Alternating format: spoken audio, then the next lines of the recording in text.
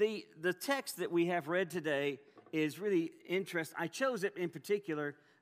The text is actually the rest of that parable that follows when Peter asked Jesus, how many times should I forgive somebody? But I wanted to kind of bookend the chapter the way that the writer does, the way that the writer of Matthew does, because Matthew starts that chapter with, you have to be like a child.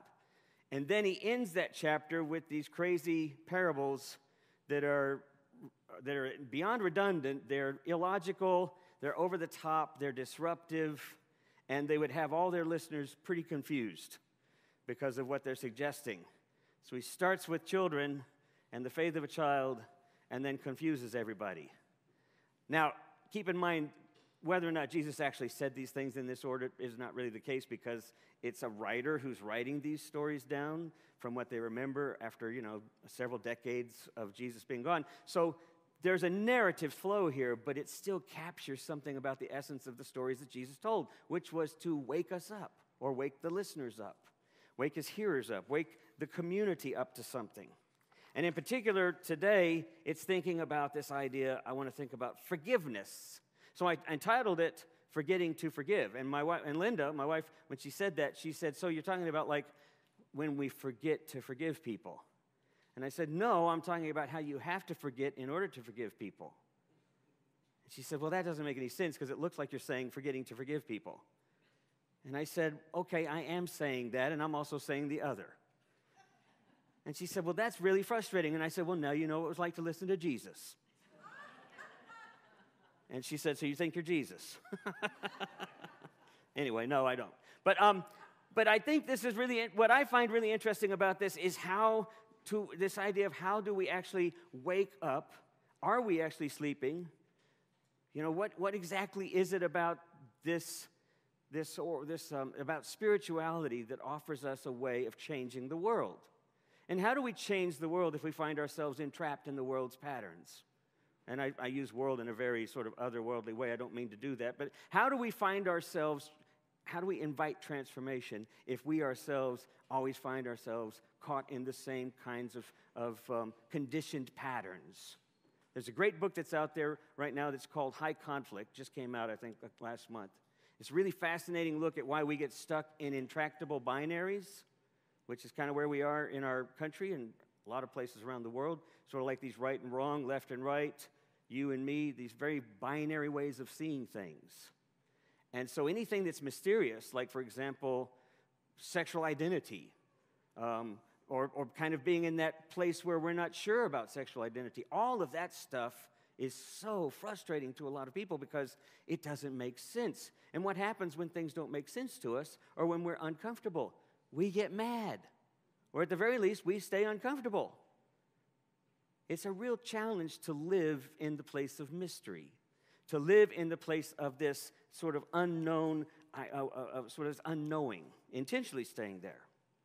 So before we get started on this idea of forgiveness, I want you to think with me for just a minute. I'm going to ask you a couple of questions. Do you think, just honestly, you don't have to say yes or no, and let you just think to yourself, the rhetorical question, do you think you got it under control? I mean, just your life in general, you pretty well feel like, yeah, I'm going to go home, things are going to be back to normal, back to my routine. I got things pretty well under control. All right? Most of us maybe, some of us maybe not. Some of us may be falling apart at the seams. We just hold it together really well in public. Are you pretty sure you know what's right and wrong? Come on. You're pretty sure you know what's right and wrong. Some of you, I know you know what's right and wrong. Some of you know who's wrong, right? Some of you know who's wrong, and you know who's right. I mean, that's the kind of reality we live in, is this reality of trying to see things very clearly and then being very frustrated if other people are not living the way we think they ought to be living, or if they're doing things we think they ought not to be doing. And we're pretty sure we're right about that and they're wrong about that. Just an average day on the highway driving home is a great example of how many times we know other people are wrong. But not us.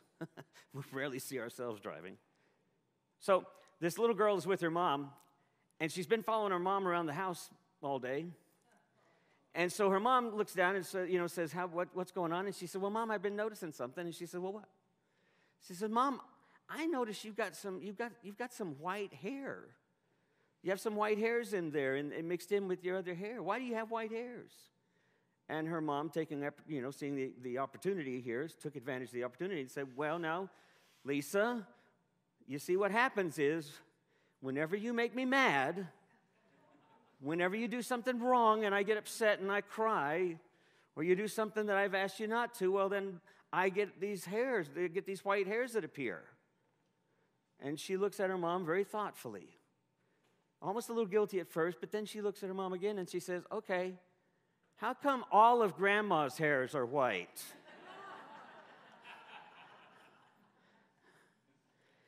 So there's two things I want to say about this first.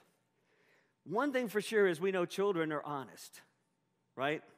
One of my favorite things after I would perform at an elementary school, especially younger elementary schools, is afterwards I'd walk up to kids as they're coming out the door and I'd slap them 5 and I'd say thanks and they'd say thank you. And I'd look and I'd say, did you have a good time? And they'll go, that was fun. And then some kid would come along and I'd go, did you have a good time? And he'd stop and he'd go, yeah, it was okay.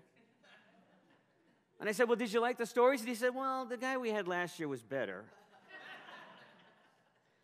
Okay, I'll take that. And they go on through. Kids have no filters. By and large, kids will say what they're thinking. And oftentimes what they're thinking is really true. I mean, it's just exactly what they're feeling, just exactly how they're seeing things. They're not putting a mask on it. They're not trying to be pretending. They literally say what they feel. And so consequently, there's a lot of wisdom to be had by hanging around children sometimes and experiencing that idea of their vulnerability and their willingness to be honest and vulnerable in the presence of others, and their trust that they can be honest and vulnerable. And that starts to fall apart as we get older, right? Molly was in my car the other day. We've been hanging out with our granddaughters a lot. Molly's the oldest. She's 10, 4th grade. Very clever. They all are. They're all geniuses. Even our little 4-month-old, he's a genius. Molly was riding along, and if you've seen my dash, my little mini red Cooper, you notice that on the dash there's a dancing Jesus. And that's courtesy of the Stolies in here. They gave me a little dancing Jesus to put on my dash because they knew I would love it. And so I've got a little dancing Jesus, and of course it's ridiculous because he's white with blonde hair, but it's still fun because he dances. So we're driving along, and Molly says, why do you have a dancing Jesus? And I said, well, it's kind of fun. It's just playful. It's fun. Makes me laugh sometimes. And she's laughing because he's wiggling around. And then she says, you know what, Dado? I just noticed something. The bumpier the road, the more he dances. Out of the mouths of babes, right? It's interesting, I think, when we start paying attention to what arises in our midst, answers are always there, pathways are always there. There's always a next step that can provide a path for healing. The truth is, when life gets bumpy, most of us retreat. We head to the walls. We get with our friends over in the corner. There's no way we want to dance in the midst of that. But that's the only way sometimes to make our way through the difficulties in life is to dance with it more, is to try to be present to it more vulnerably and learn the steps, whatever's required. And so Jesus, when he's telling this story, he's talking about forgiveness and how difficult forgiveness can be for a lot of us. Maybe not so many in here. I don't know all of your stories. I don't know if there's anybody or anything that you're harboring still that you just wish that person or that situation would rectify itself because you really just can't forgive it. You've been hanging on to it. Or they were wrong. I'll forgive them, but they're wrong. That kind of thing. So we're still kind of hanging on. When it comes to forgiveness, this is lesson 1. I'm going to give you 4 lessons today very quickly. This is lesson 1. When it comes to forgiveness and to our relationship with the world around us, lesson 1, the bumpier it gets, the more the invitation to dance. Okay? So if you're feeling difficult, you're having difficulty with forgiveness, for example, if you're having difficulty with an individual, for example, if you're feeling really like you're carrying, and I understand this, some of us are carrying a pain that's really difficult to carry. We don't necessarily even want to address it, much less forgive the cause of it or forgive the person that was the cause of it. But what I'm telling you is lesson 1 is the bumpier it gets, the more the invitation is to dance with it. Because the alternative is we just keep carrying the pain, right? Maybe we sublimate it, maybe we put it somewhere else, it keeps coming back. It will. So it doesn't always make sense in our binary world of right and wrong because we feel like, well, things ought to be right and wrong and things ought to be punished or not punished. So this idea of caring and forgiving things so that we let go of things seems a little bit passive, seems a little bit maybe weak, perhaps. What isn't clear as much as what lies beneath those binaries, if we were to actually pay attention to it more and dance with it, what lies beneath or what transcends those binaries. In her book, The High Conflict, one of the things that she says, the author says, is that the reason why we can't get out of it is because we can't transcend it. We can't transcend the binary. We can't get underneath it. All we do is take sides. We go to the familiar spot. Buddha had said this. Buddha had said, forgive others not because they deserve it, but because you deserve peace.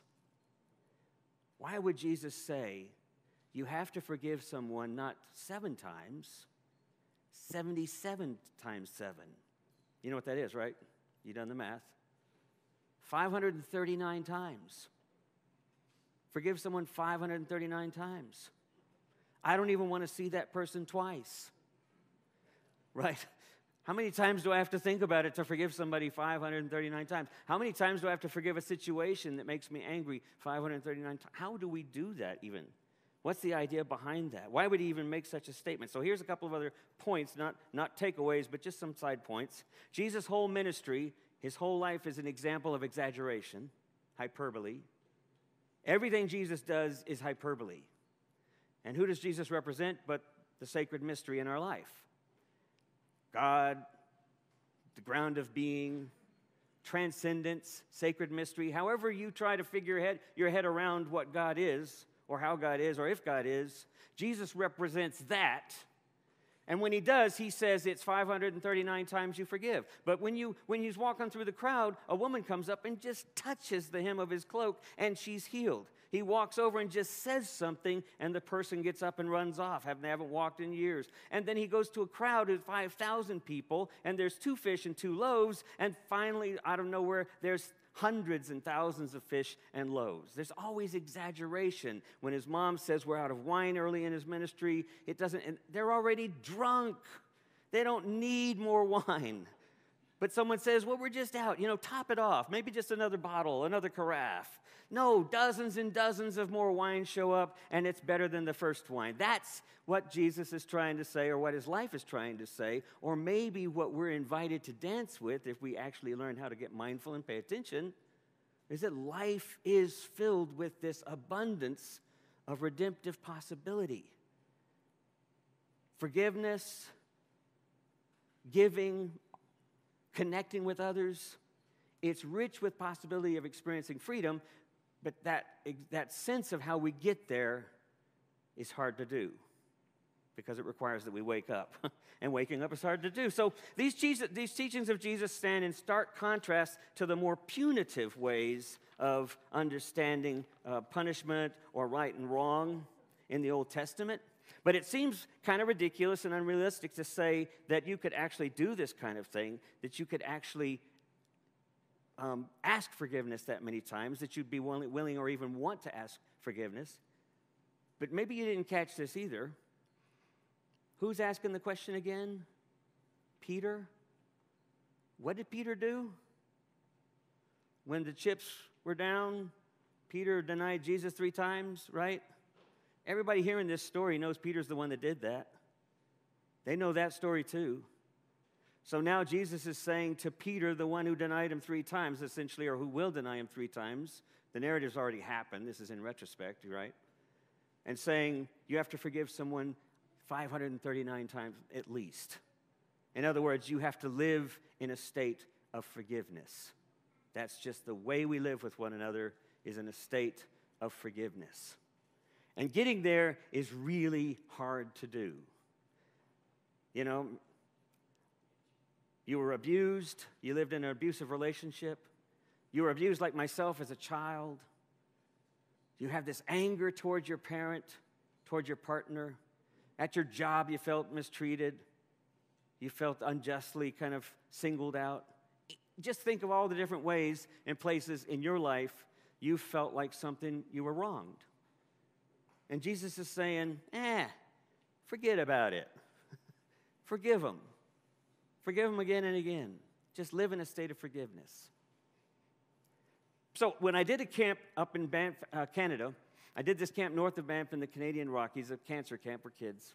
And at the end of the camp, I wanted to go and have a nice restful time because this was my third week on the road or in the air at a camp. And I got to spend one day, not at the hotel, the Banff Hotel at Lake Louise. I stayed at a smaller hotel down the road, but I did hang out on the lake. It's a beautiful lake. Lake Louise is a beautiful lake there with a massive, beautiful hotel and the Rocky Mountains around it. It's just picturesque. And they have wooden canoes, just like the old style wooden canoes. And I got in the wooden canoe, and it was kind of quiet, people hiking along the side of the lake. And the lake was probably hundreds of yards across in every direction, just gorgeous. And I paddled out there, and I put the paddle in the canoe, and I laid back, and I thought, I'm just going to transcend this moment. And I laid back and rested as I felt my body bobbing on the water gently. You could almost hear the water lapping a little bit against the side of the wooden canoe. It was so peaceful. And I thought, I'll stay here for at least an hour or so until I wake up, and then I just will have to go back to the shore. Well, I could hear voices out on the shoreline, but then I started hearing voices that I thought were getting a little closer, and I figured, well, sure, other people probably getting out in their canoe. But I remained quiet, my eyes closed in this meditative state until suddenly I felt something bump into me. I felt someone bump into me. And I was like, okay, I'm sorry, I'm just resting here. And I kept my eyes closed, and I said, I'm sorry if I was in your way, and I just kept resting. Then nothing. Then about 2 minutes later, I felt them bump into me again. I was like, dude, really? I'm meditating here, right?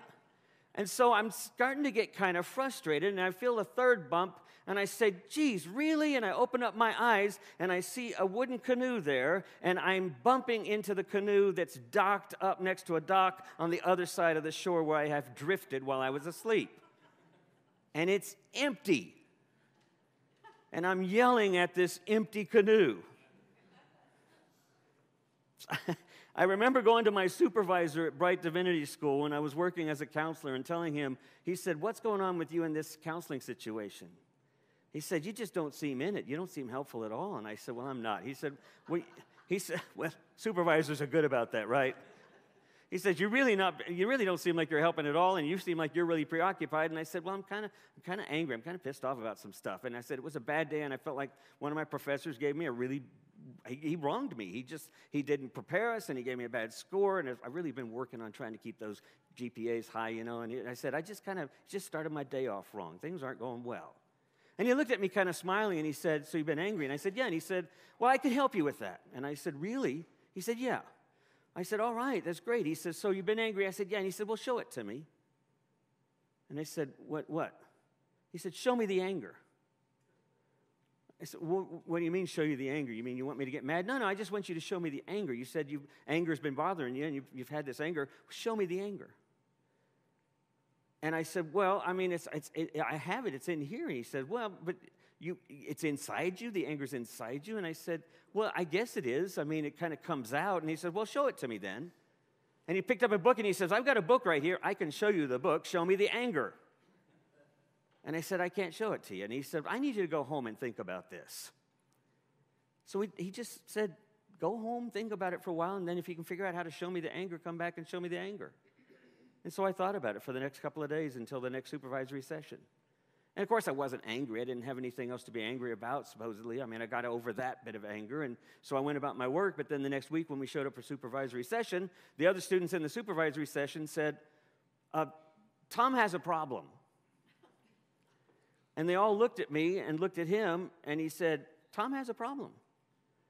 And they all looked at me and said, well, Tom, what's the problem? And it was a genuine kind of compassion. They literally were like, what's the problem? And I said, well, I guess I get angry. And then the supervisor said, well, he's going to show us this anger right now.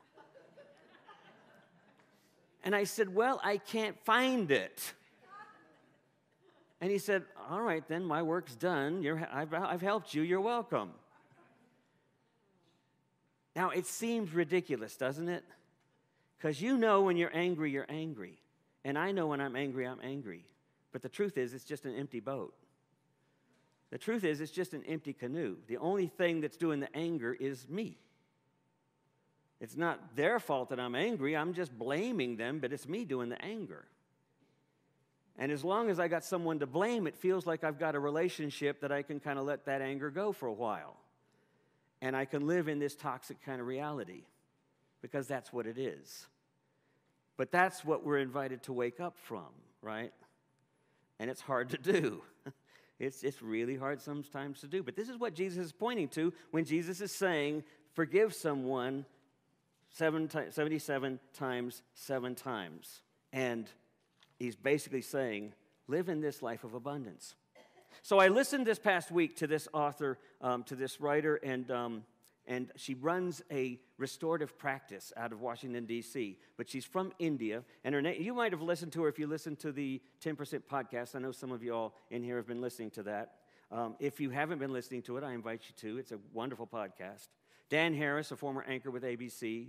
If y'all remember Dan Harris and what happened to him years ago, he had a meltdown on the camera live as he was doing a report. Literally just had a meltdown, lost it, screaming, yelling, just had to leave the stage, and then didn't come back. And many years later, he developed a mindfulness program and developed a whole program of working with others on peace and restorative practices and on mindfulness. So he has this woman, Sujata Baliga, who's a Buddhist woman from India. This woman had been horribly abused by her father for years. And so I want to make sure I know what time it is because, people, I am going analog today. My computer didn't work, so I've got paper. But she had this abuse that she experienced as a child, severe abuse from her father for years. And so this abuse motivated her, the anger and the resentment motivated her over the years to pursue a legal career. And in her career, she prosecuted domestic violent cases and put away these bad people that were like her dad. And yet, all this time, there was still something really eating at her, right? And you can imagine what that is. And so she's on this program interviewing now because she's come a long way since then. And she tells the story of how at one point she decided to pursue some different avenues to try to deal with the anger that she was still carrying around, even though it was being channeled into prosecution, into legal work. And so she went to the Dalai Lama and she said, I don't know how to get rid of this anger. And the Dalai Lama said what you would expect. The Dalai Lama said, well, number one, you need to meditate. Mindfulness practice. And then he said, number two, you need to think of your father very clearly and see his humanity. See his supreme worth and humanity. And until you can understand his humanity, you're not going to really be able to wake up to your own. And she looked at him and she said, I'll meditate. And then she left it at that. She was mad. And then she stayed with him for 10 days, and she talks about it on the podcast, how after about 9 days of going through her own personal kind of meditations and such, she began to realize she could start to see something else about her father. She began to see that there was this other side she hadn't seen at all. The way Dan Harris described it later when he tried to sort of summarize what she was saying, he said, I used to do weather forecasts and stuff. He said, it's always interesting how weather forecasts, you predict something, but weather always comes out of nowhere. But it doesn't really. Weather comes out of a whole series of situations that they just kind of form, and then eventually they meet in such a way that they create an event. But all it is just a bunch of independent situations that finally start to come together and create this event. And she said to him, that's exactly how I began to understand my father. Because if you look back at his life, there was a whole series of generational kind of traumatic stuff that had been happening, right? In all of our lives, we're created in this supreme sort of worthiness that the mystery of being grants to all of life. We're all a part of it. We're all interconnected in this oneness. And yet we fail to see it because we can't get out of our own sense of, this is about me. And so I feel like I'm hurting, and it's hard. And I don't want to disparage hurting or feeling angry, because anger can be a very helpful thing. But after a while, is it helping you still? You know, is it still helping you? And then is it helping others around you because you keep carrying it? That sort of thing. So at some point, the invitation is to learn how to be in this place of forgiveness. So this is lesson number 4. I don't know if I ever said lesson 3, but here's lesson number 4. And the band should be up here, by the way. If the band wants to come on up here, they can come on up. We position ourselves in relationship to others as the center of the story or the periphery of the story or as co-creators of the story. And we choose to do this, but we choose these patterns. We live this way, less awake and more in reaction, because waking up is hard to do. So the invitation for us in the coming weeks, as we go through this, is, we're going to talk about mindfulness, but we're going to also talk about what it means to wake up to our reality, to our interconnectedness, and what all of these stories point to. So the invitation for this week, okay, how many of you juggle? Seriously? Only one of you juggles? Okay, I don't need you to juggle, but here's the interesting thing, because I've been asking some of the small groups as I go around, how many of you are practicing mindfulness? I mean, I know I'm being a pain in the butt because I'm going like, are you practicing mindfulness? Leave me alone, I read. You know, it's like, you know, or I drive. You know, I drive and I pay attention while I'm driving. That's mindfulness, but this is different, because mindfulness really invites us to be much more vulnerable and honest with ourselves when we learn to just let go of things. Like the wax on, wax off. The more we can be silent, and the mind was going to run, right? The mind's going to run. The whole point is to pay attention. The mind runs. We go, okay, I see that. Something angry, something scary comes up. I see that. It's not like to try to run from it. It's to acknowledge it, pay attention to it. And if you keep practicing it, guess what?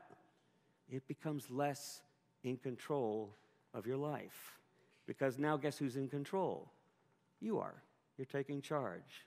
And you're able to be more compassionate to yourself, and you're able to be more compassionate to others. And why do I bring up juggling? Because you think juggling is about catching the ball. And it's not.